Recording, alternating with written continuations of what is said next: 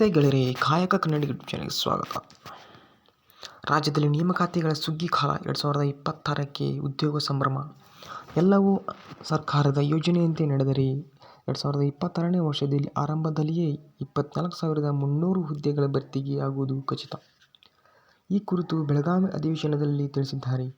ಒಳ ಮೀಸಲಾತಿ ಹಿನ್ನೆಲೆಯಲ್ಲಿ ವಿಳಂಬಗೊಂಡಿದ್ದ ನಾನಾ ಇಲಾಖೆಗಳ ಖಾಲಿ ಹುದ್ದೆಗಳ ನೇಮಕಾತಿ ಪ್ರಕ್ರಿಯೆಯನ್ನು ಹಂತ ಹಂತವಾಗಿ ನೇಮಕಾತಿ ಆರಂಭಿಸಲಾಗುವುದು.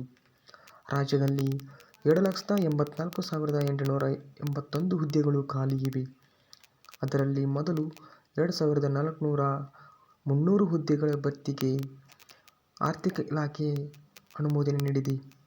ಖಾಲಿ ಹುದ್ದೆಗಳು ಇರುವ ವಿವರಗಳು: ಶಾಲಾ ಮತ್ತು ಶಿಕ್ಷಣ ಇಲಾಖೆಯಲ್ಲಿ 79,694 ಹುದ್ದೆಗಳು, ಆರೋಗ್ಯ ಮತ್ತು ವೈದ್ಯಕೀಯ ಶಿಕ್ಷಣದಲ್ಲಿ 37,572 ಹುದ್ದೆಗಳು, ಒಳಾಡಳಿತದಲ್ಲಿ 28,188 ಹುದ್ದೆಗಳು, ಉನ್ನತ ಶಿಕ್ಷಣದಲ್ಲಿ 13,599 ಹುದ್ದೆಗಳು, ಕಂದಾಯ ಇಲಾಖೆಯಲ್ಲಿ 10,867 ಹುದ್ದೆಗಳು, ಪಶುಸಂಗೋಪನಾ ಇಲಾಖೆಯಲ್ಲಿ 11,020 ಹುದ್ದೆಗಳು, ಹಿಂದುಳಿದ ವರ್ಗಗಳ ಇಲಾಖೆಯಲ್ಲಿ 8,525 ಹುದ್ದೆಗಳು ಖಾಲಿ ಇವೆ ಎಂದು ತಿಳಿಸಿದ್ದಾರೆ.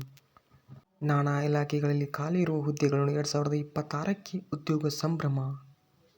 ಆದಷ್ಟು ಬೇಗ ಎಲ್ಲ ಇಲಾಖೆಗಳು ಭರ್ತಿಯಾಗುವಂತೆ ಕೇಳಿಕೊಳ್ಳುತ್ತಾ, ಇಂತಹ ಮಾಹಿತಿಗಾಗಿ ಕಾಯಕ ಕನ್ನಡ ಯೂಟ್ಯೂಬ್ ಚಾನಲ್ ಲೈಕ್ ಮಾಡಿರಿ, ಶೇರ್ ಮಾಡಿರಿ, ಸಬ್ಸ್ಕ್ರೈಬ್ ಮಾಡಿರಿ. ಧನ್ಯವಾದಗಳು.